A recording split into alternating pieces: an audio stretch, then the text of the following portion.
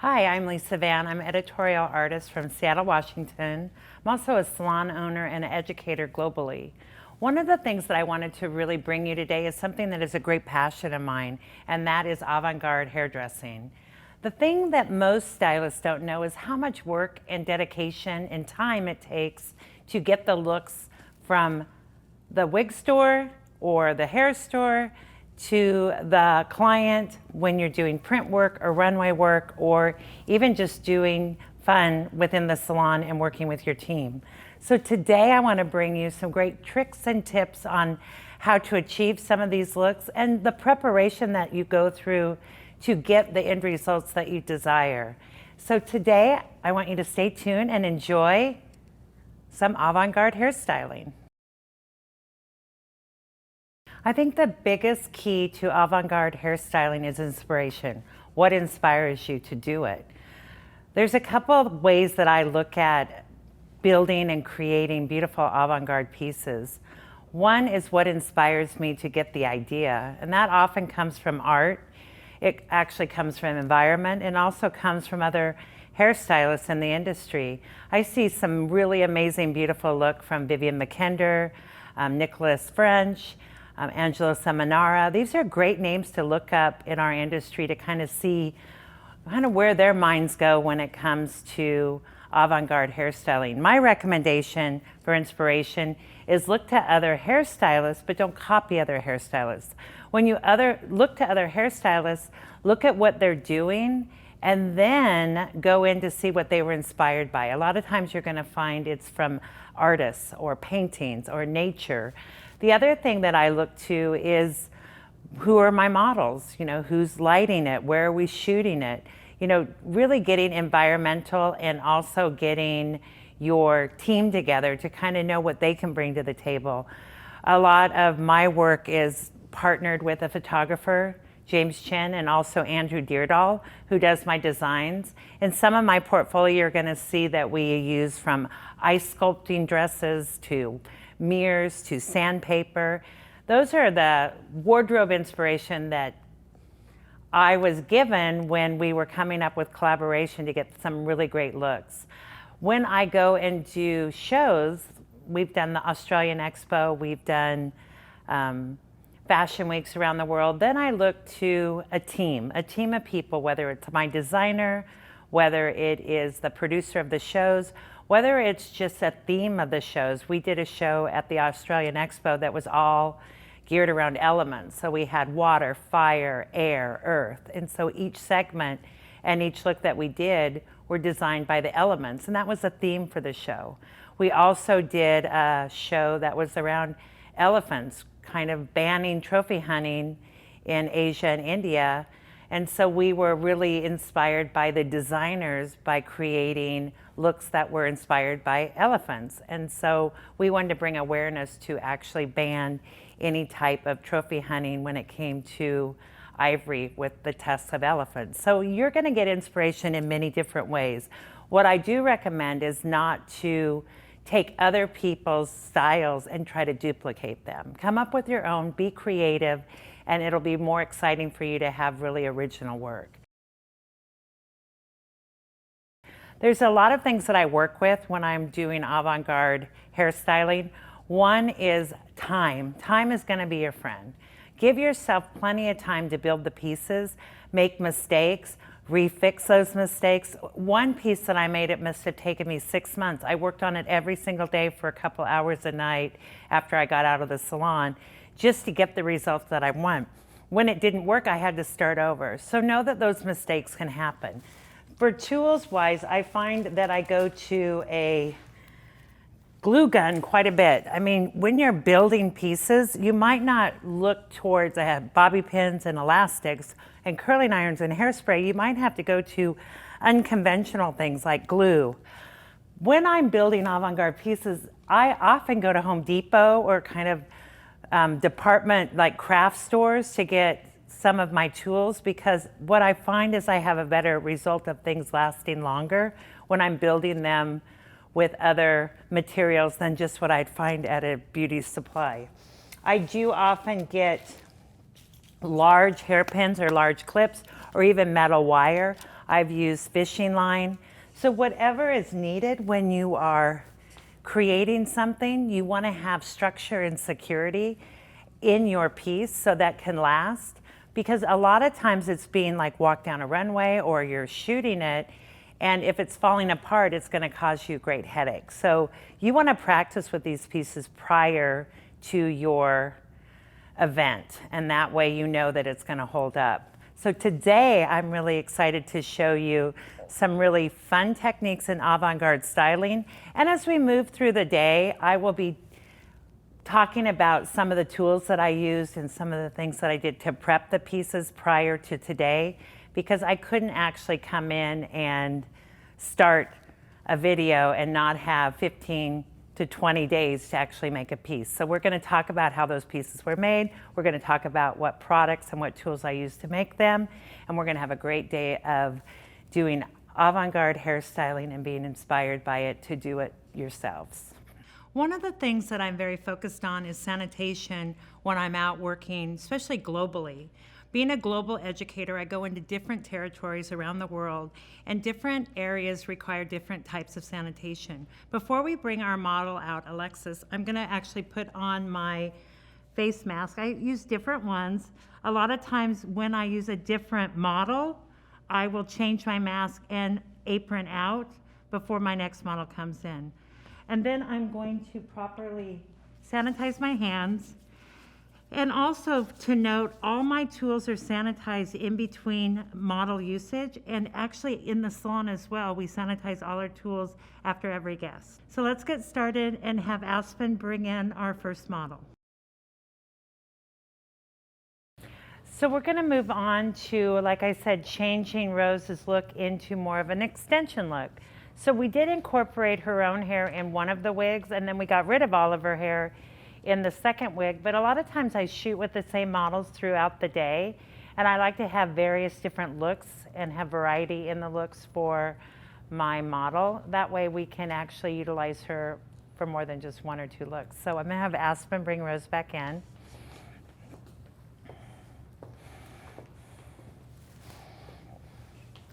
We really love the texture of her hair.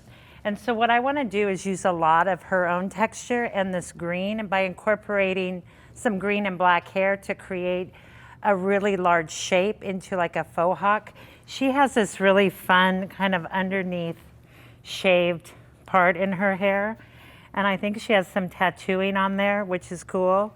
So I think when you have a model that's edgy and you're creating an edgy look, I think it's really important to kind of utilize some of the things that they already bring, then try to start covering things up where it makes it harder for you to get the look that you want. If I was doing something very classic and kind of like what I've done with like bridal shoots, or even something that's very soft, probably Rose would not be my model. But because we're doing avant-garde, I actually love having Rose as my model, because every look that we're doing works with her style. You have to choose your models carefully, because you can't build a avant-garde look around a model that's not fitting the story. So if you have a young, let's say 13, 14-year-old all-American girl be an edgy rocker model, it's going to take you a lot more work to get there than somebody that already has a lot of those qualities that come in. It also works with their personality. When you're choosing models, you want to make sure that you have the right girl that's going to fit your story, because they bring so much energy to the shoot and their personality shows on camera. Okay, so we're going to start. I'm going to have Aspen hand me a mix of green and black hair. So I'm going to incorporate some black hair, and she's just going to grab a little bit of both. And we're going to take, oops, sorry. With Rose's hair, I'm going to turn her to the side. I'm probably going to need maybe 3 mixes of, so breaking that up into 3 sections, like really big amounts. So if you have, so I'm going to have you show the camera how much hair you have. You have 2 bags of braiding hair. So you're going to put those together and then divide them evenly by 3. So I'm going to take a section from the top of the ear.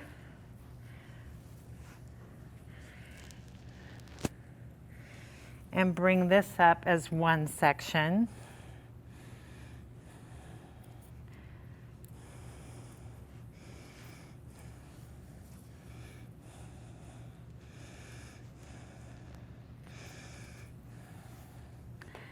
And I'll clip this away. Yes. And then I'm going to take my next section from the top of the ear across the occipital and clip that away. I'm kind of doing the same thing Aspen's doing with the hair, is I'm kind of just taking 3 even sections and I'm going to add to each section the same amount of hair that I'm clipping away. So she's kind of dividing up the hair, and now she's going to hand me a section of it. She's kind of intermixing it. And I'm just going to take this and I'm going to knot it into her hair. So I'm just going to take it and I'm just going to tie 2 sections, tie it into a knot,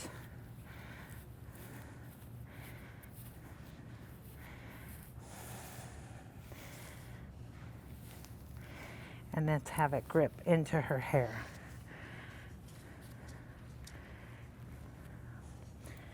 So there's one. I'm going to do the next one.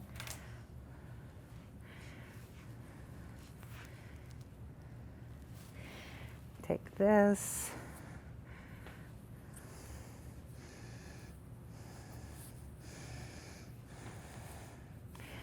Wrap it around, and I'm going to take this, loop it around, and then tie it into a knot.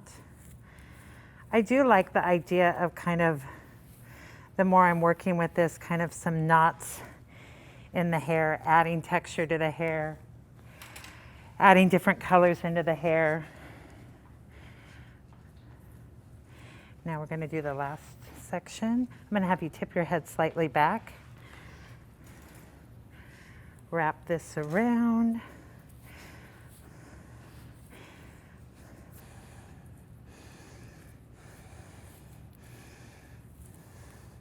Then I'm just bringing this section around and then tying it into a knot by just pulling it back through the hair.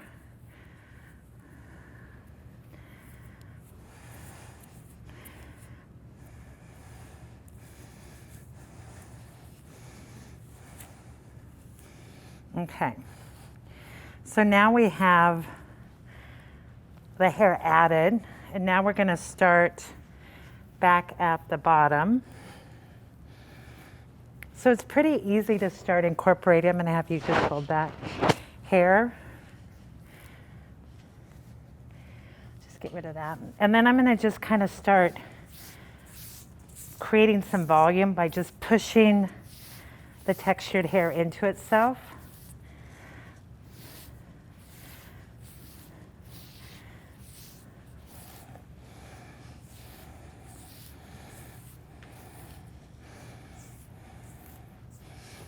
Next section.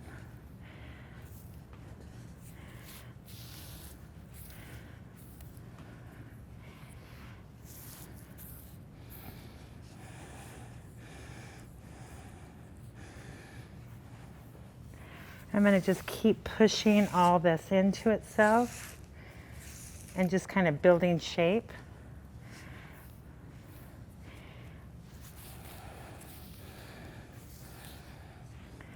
Turn her back.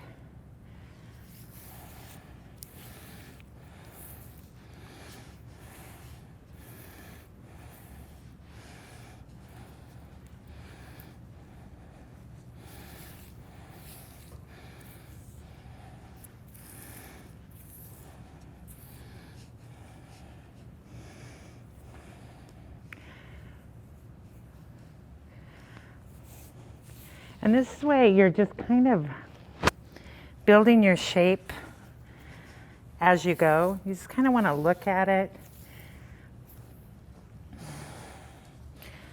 Start making sure you have balance from side to side.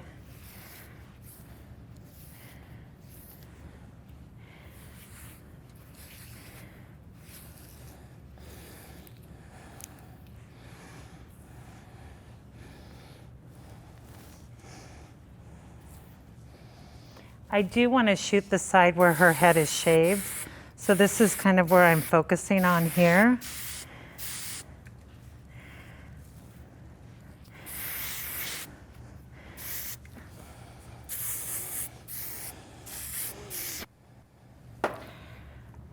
And then I'm kind of going to go over to this side.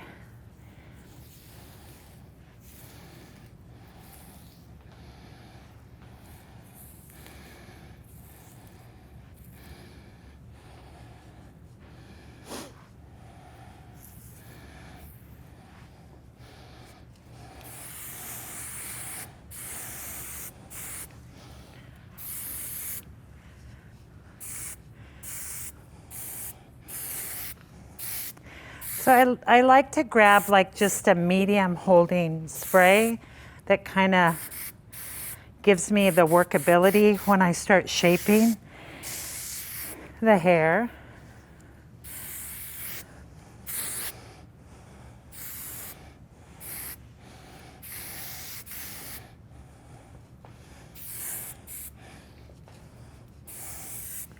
And then I'm going to go in with my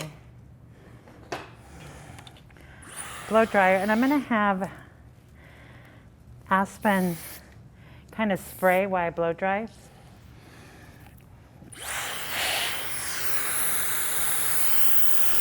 And this way I can just start making shapes.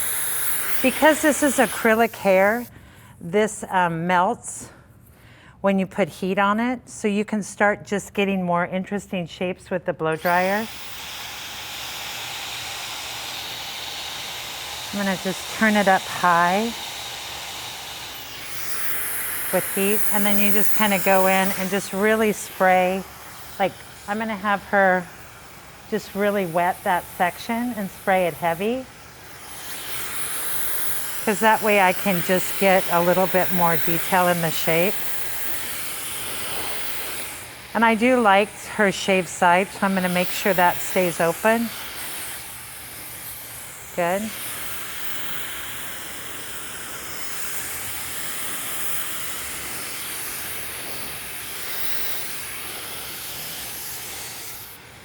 Okay. So I'm going to then look at the front where she has this bang, and I have incorporated other colors in. So I'm going to take hair that was already braided and just kind of really, this is a 2-stranded braid, and I'm just going to really pull it apart.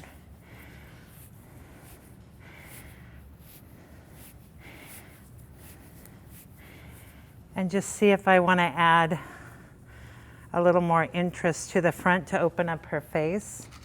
So we're going to then just kind of mush and pin this piece in. And there was a little bit of black hair that was kind of left over. I'm going to grab that as well. And by having something that's braided like that and you're pulling it apart, it kind of cleans it up a little bit, and you can have a little bit of her texture, the braid, and then I'm going to add a little bit of black in this front. So you're just going to take a small amount of the extension hair and just kind of fray it out a little bit. Almost making like a veil. And we're going to put that into the front. And then I'm just going to spray this in.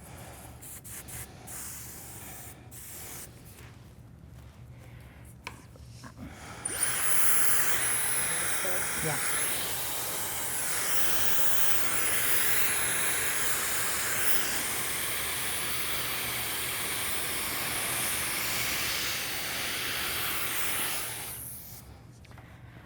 Okay.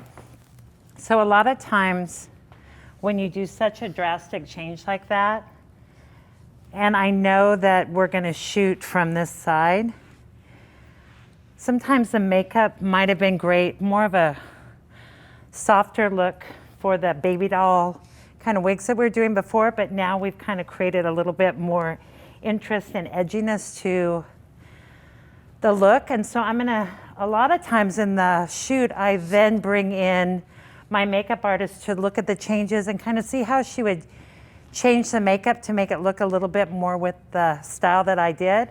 So I'm going to bring in Hannah and just kind of show her where we're at now with the hair and see if she has any inspirational changes that she would do to the makeup to actually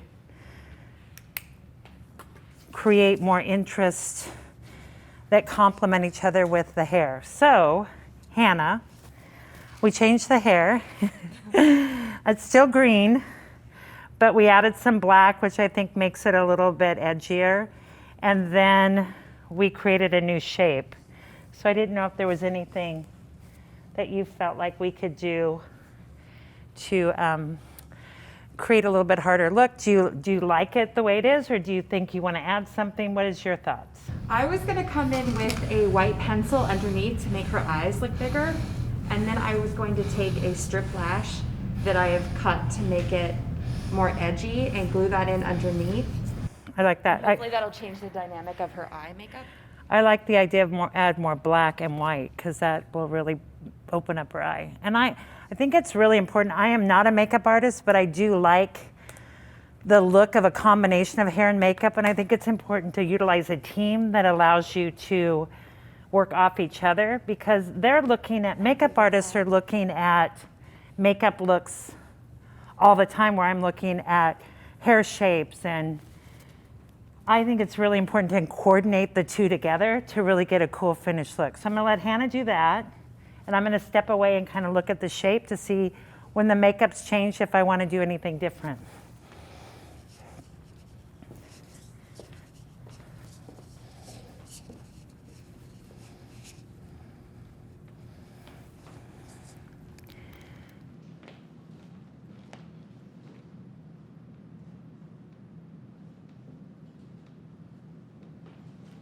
Now I'm going to get your waterline, so this is kind of an awkward spot.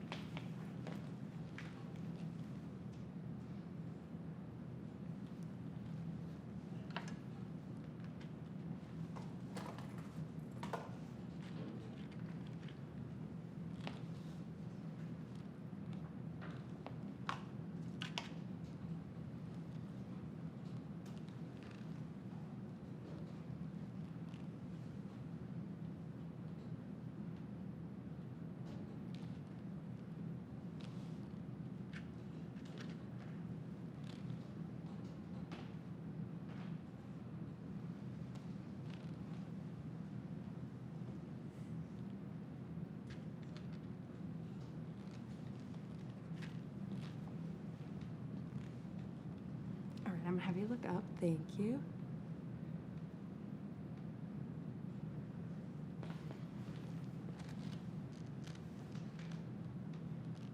Does that feel okay? Yeah. Okay, cool. All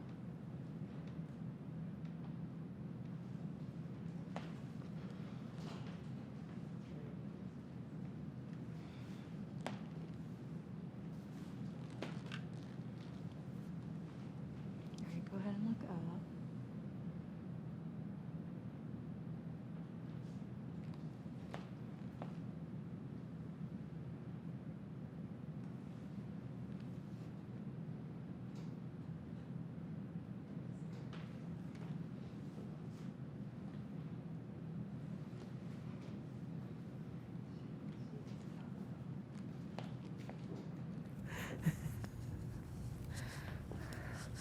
I like it. Should I walk off?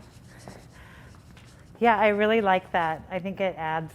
The only thing that I would ask you is, do you think with now the darker eye, you would do anything with the lips?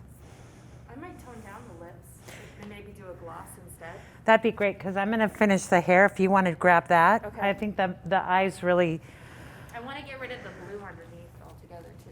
yeah, that looks great. I love the idea of just opening up her eye. I think the black, it just changes it completely.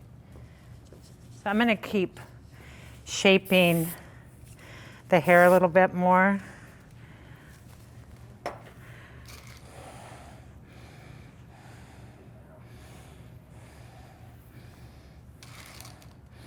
So what I'm looking at now, I love all the incorporation of the colors, and I love the way the shape's going. I just want to go in and really define it a little bit more.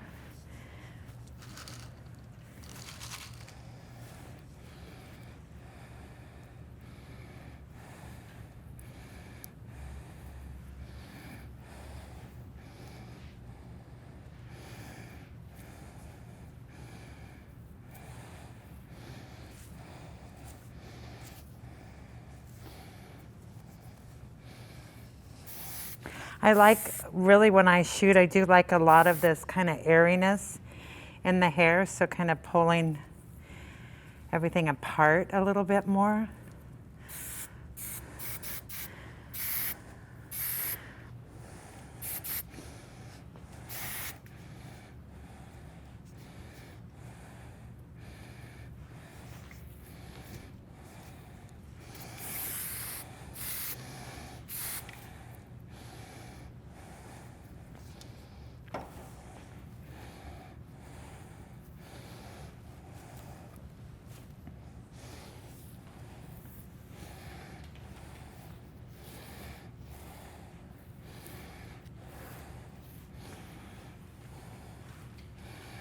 So we'll just wait for Hannah to come in and kind of change the lip out a little bit and really, I think it's great with a makeup artist to check in and make sure that's before she finalizes the look, she can do a really quick change and then actually look to the lead or look to the producer of the set and see if they like the direction it's going, how it's looking on camera, and then just finalize the actual makeup. I kind of at this point just go in and make sure I'm not seeing any pins, redefining my shape. I'm gonna wait to pull the front out a little bit more once she gets her makeup done, because I don't want it to interfere with her doing the makeup. And then I'm gonna go ahead and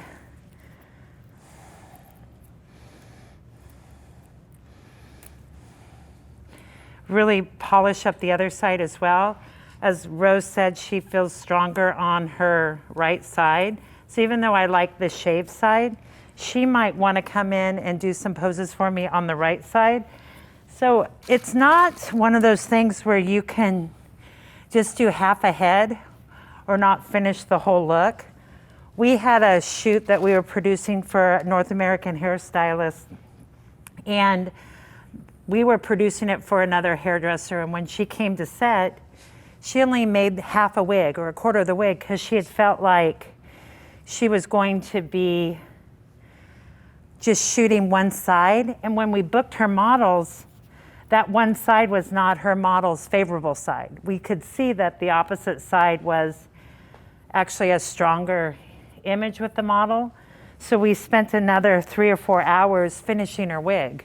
And so it isn't one of those things where you cannot do the back because you think you're going to shoot the front, or you can't do the right because you think you're going to shoot the left. You really have to think about the full look, because when they get in front of the camera, you might find that we've switched wardrobe and it's going to be a lot more appealing on the right than the left. And so it's really important to make sure you're doing a complete look.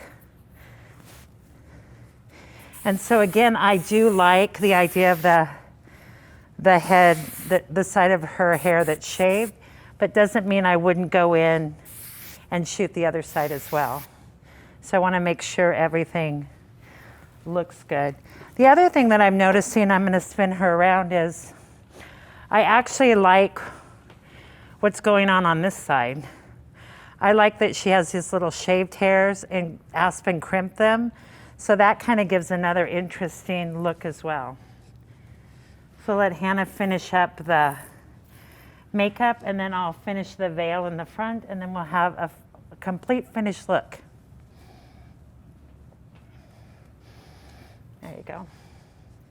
Thank you.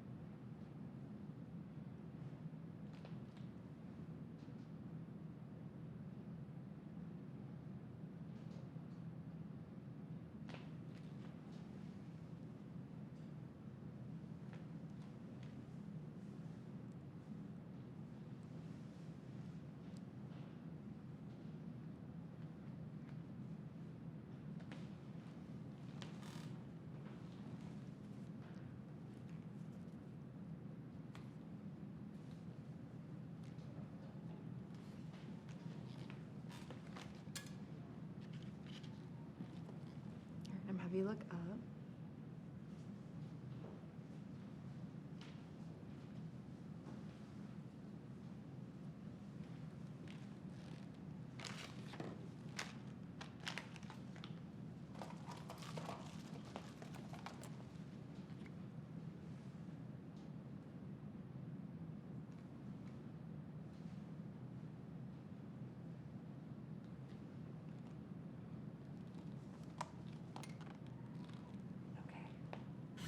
So I did go ahead and I just draped that hair back over her face for a little bit of a veil.